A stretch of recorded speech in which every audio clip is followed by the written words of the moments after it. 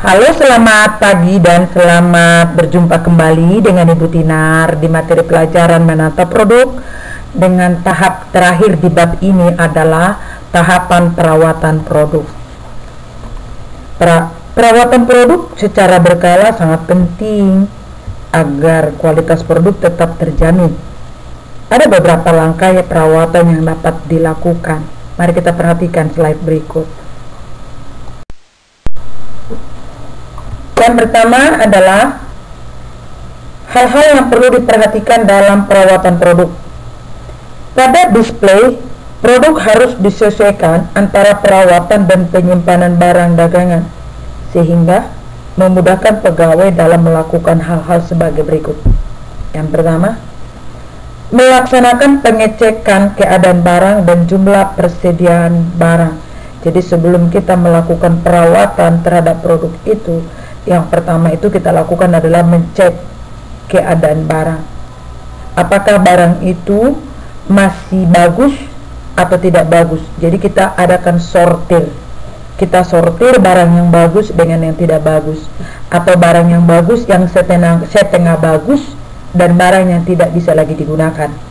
Dan yang kedua adalah jumlah persediaan barang.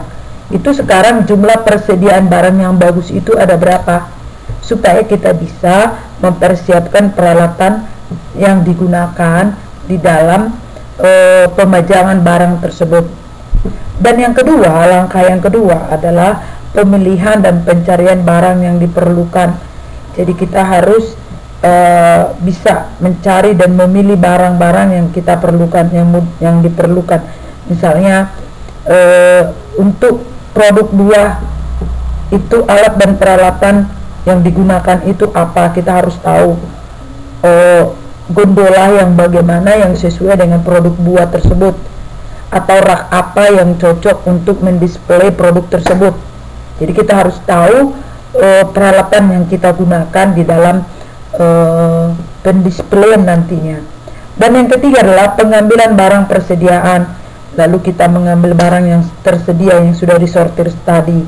Dan yang keempat, memelihara barang secara baik. Jadi kita harus memelihara barang secara baik. Ada beberapa barang yang sangat membutuhkan perawatan secara khusus.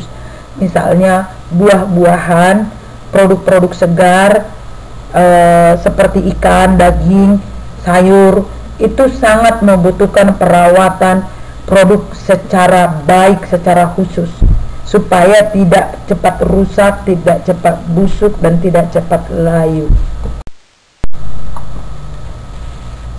Yang kedua adalah menjaga kebersihan tempat kerja. Rutin menjaga kebersihan tempat kerja dapat mencegah terjadinya penyebaran penyakit menular, bahkan dapat mengurangi tindakan stres karyawan dalam bekerja. Sebaliknya, lingkungan kotor dan sampah berserakan pastinya yang dirasakan ketidaknyamanan dan kesemberautan. Mari kita perhatikan hal-hal yang harus kita lakukan di dalam menjaga kebersihan tempat kerja ini.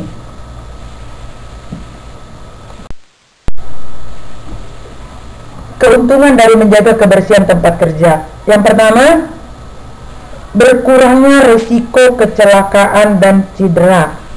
Jika kita menjaga tempat bekerja kita, peralatan yang kita gunakan, itu keuntungan yang pertama, berkurangnya risiko kecelakaan dan cedera dalam bekerja.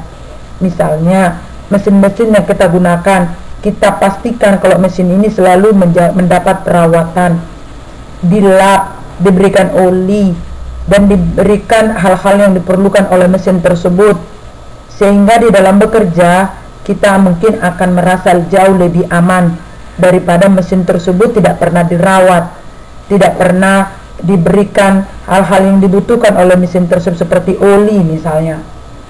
Kalau di tempat retail yang berisiko sekali itu di dalam kecelakaan adalah rak.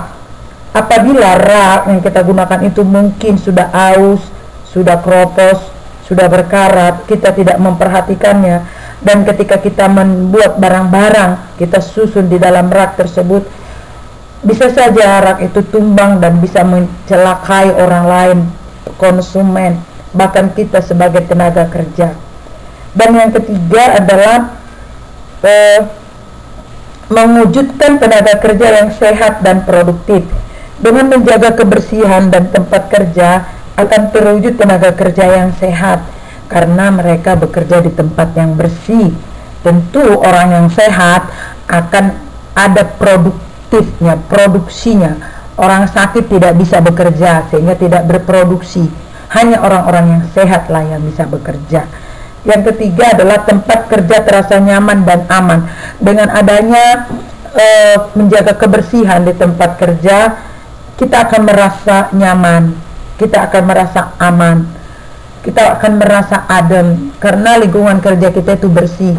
Tapi ketika lingkungan kerja kita berantakan, banyak debu, banyak kotoran, bau, ini akan mengakibatkan kita merasa sesak napas, sumpek, dan bisa jadi akan mengakibatkan stres.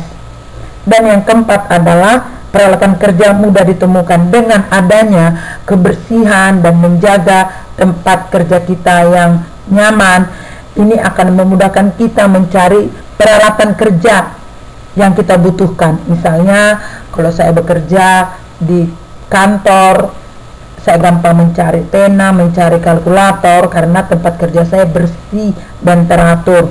Tetapi kalau coba berantakan, itu kalkulator pun di depan mata saya tidak akan kelihatan karena semua pada berantakan. Oke, kita lanjutkan lagi. Yang bagian B adalah akibat dari pengaturan tempat kerja yang tidak rapi. Tadi tempat kerja yang bersih, teratur, dan rapi. Sekarang kita bahas tentang akibat dari pengaturan tempat kerja yang tidak rapi. Ada beberapa yang menjadi akibatnya jika tempat kerja kita tidak rapi. Yang pertama, tempat kerja terasa sempit. Walaupun luas tempat kerja kita, tetapi apabila berantakan, tidak teratur, kita akan merasa seperti sempit dan sesak. Yang kedua adalah kesulitan mencari peralatan kerja. Tadi sudah dijelaskan. Jika tempat kerja kita tidak rapi dan tidak teratur, kita akan mengalami kesulitan untuk mencari barang-barang yang kita butuhkan. Dan yang ketiga, dapat menimbulkan stres. Betul sekali. Kalau tempat kerja kita berantakan, tidak rapi dan tidak teratur, kita akan stres. Kita merasa bosan di tempat pekerjaan, rasanya mau cepat-cepat keluar dari tempat itu. Tapi kalau kita membuat tempat kerja itu adem, enak, ya kan, suasana nyaman, kita akan betah bekerja sepanjang hari. Dan yang keempat, mudah terjadi kecelakaan kerja. Jadi ini dia, dengan adanya tempat kerja yang tidak rapi, memungkinkan untuk kecelakaan kerja. Bisa saja kabel berserakan lah, kursi entah menghadap mana lah, sehingga kaki kita bisa tersandung, sehingga terjadi kecelakaan. Dan yang terakhir, bisa mempersulit datangnya ide. Saya pribadi ya, kalau tempat kerja saya berantakan, kalau tempat kerja saya amburadul, aku tidak akan bisa mendapatkan ide. Ada sih orang kalau berantakan katanya dapat ide, tapi saya enggak. Saya justru kalau tempat kerja kita itu rapi, ada suasana nyaman, ada ketenangan, kita akan mendapatkan ide-ide yang brilian. Oke, kita lanjutkan lagi. Sekarang bagian berikutnya, C, adalah hal-hal yang perlu diperhatikan. Secara umum ada beberapa hal yang perlu diperhatikan dalam menjaga kebersihan toko. Yang pertama, pakaian seragam pramuniaga harus bersih. Pramuniaga diwajibkan harus menggunakan pakaian seragam. Untuk apa? Yang pertama, menunjukkan identitas. Yang kedua, kita bisa membandingkan atau bisa membedakan mana karyawan, mana konsumen yang datang ke toko kita. Jadi pakaiannya harus bersih, tidak kumal, harus disetrika. Jadi diminta kepada para SPG untuk tetap berpenampilan rapi, bersih, harum, mewangi sepanjang hari. Dan yang berikutnya, setiap hari ruangan dipel, ya, setiap hari, karena debu berterbaran, sehingga wajib kita mempel ruangan kerja kita, tempat showroom kita setiap hari.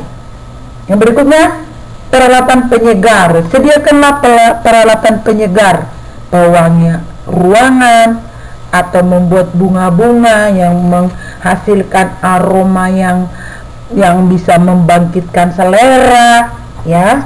Itu perlu kita buat penyegar ruangan. Terus yang keempat, adanya ventilasi udara yang cukup. Ya, usahakan ventilasi udara jika ruangan kita tidak menggunakan AC. Jangan sampai ruangan kita tidak ada ventilasi, itu berbahaya. Yang berikutnya, beri tulisan, buanglah sampah pada tempatnya di dinding toko yang strategis. Ya, selalu kita membuat tulisan-tulisan yang menghimbau supaya para pengunjung, konsumen, masyarakat untuk membuang sampah pada tempatnya. Orang Indonesia terkenal manusianya membuang sampah suka-suka. Kenapa? Karena Indonesia hukumannya lemah. Tidak ada hukuman kepada orang yang membuang sampah sembarangan. Beda dengan negara-negara lain. Jika ada orang membuang sampah sembarangan, dia bisa mendapat hukuman yang sangat berat. Sehingga orang Indonesia pergi ke Singapura, pasti mereka bisa mematuhi peraturan karena takut dihukum. Jadi pada dasarnya orang Indonesia ini adalah manusia yang takut kena hukum. Yang berikutnya adalah memastikan bak sampah agar tidak terlalu penuh. Ini dia, pastikan bak sampah kita jangan penuh dulu baru dibuang. Usahakan membuang sampah, jangan sampai bak sampahnya sampai penuh, meluber, muntah-muntah baru kita buang. Yang keenam, yang ketujuh, menyediakan alat kebersihan seperti sapu, kempel, dan penghisap debu. Ya, sediakanlah sapu, sediakan kempel, sediakan kain lap, kemoceng, ya, supaya orang gampang untuk membersihkannya. Kadang-kadang kita merasa ini kan bukan tugas saya, ini kan tugas cleaning service. Tidak baik seperti itu. Siapapun kamu wajib menjaga kebersihan. Dan berikutnya adalah menyediakan kamar kecil atau toilet. Wajib hukumnya toko retail harus memiliki kamar kecil atau toilet. Tidak boleh tidak ada, wajib, ya. Dan yang terakhir, menugaskan karyawan khusus di bagian kebersihan. Ya, toko-toko retail besar selalu menyediakan petugas kebersihan, disebut dengan cleaning service. Nomor 3, perawatan gerai panjang atau counter display. Berikut cara merawat gerai panjang counter display. Yang pertama, sebelum membuka toko secara rutin, penjaga toko harus membersihkan rak tempat memajang atau rak display. Jadi yang pertama kita lakukan itu adalah membersihkan tempat pajang atau rak display. Kita lap, wajib setiap hari. Yang kedua, menyemprotan dengan deterjen wangi agar bau tidak sedap hilang. Ya, bau apek, bau lapuk, ya kita perlu semprot dengan deterjen wangi supaya harum baunya. Yang ketiga, mempunyai saluran pembuangan yang cukup. Jadi jangan mampet, harus lancar. Oleh karena itu perlu dibersihkan. Yang berikutnya adalah membersihkan pada rak, nampan, dan label setiap hari.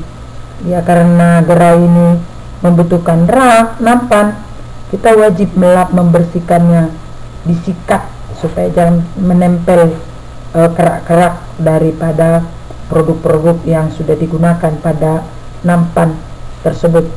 Yang keempat, menyediakan tempat sampah. Dan yang terakhir, membuat jadwal pembersihan, misalnya sekali seminggu. Jadi membuat jadwal pembersihan untuk produk-produk, untuk peralatan-peralatan khusus tertentu.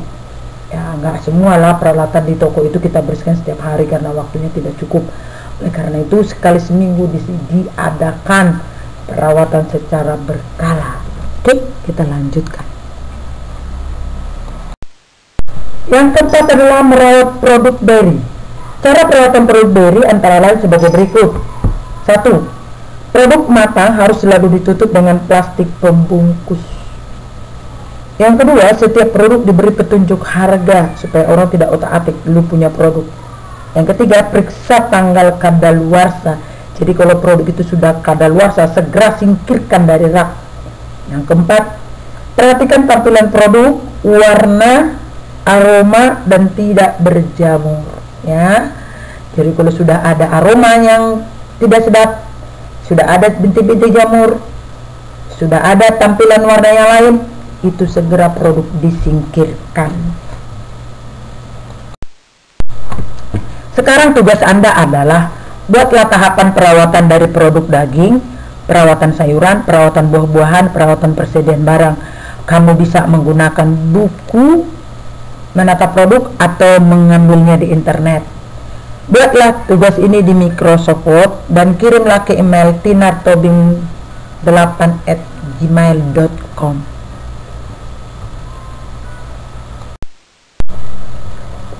Terima kasih atas perhatian Anda. Saya berharap kamu tetap sehat, kamu tetap di dalam perlindungan Tuhan Yang Maha Esa. Berdoalah untuk satu keyakinan supaya badai cepat berlalu. Terima kasih atas perhatiannya. Kamsia, CC, thank you, terima kasih.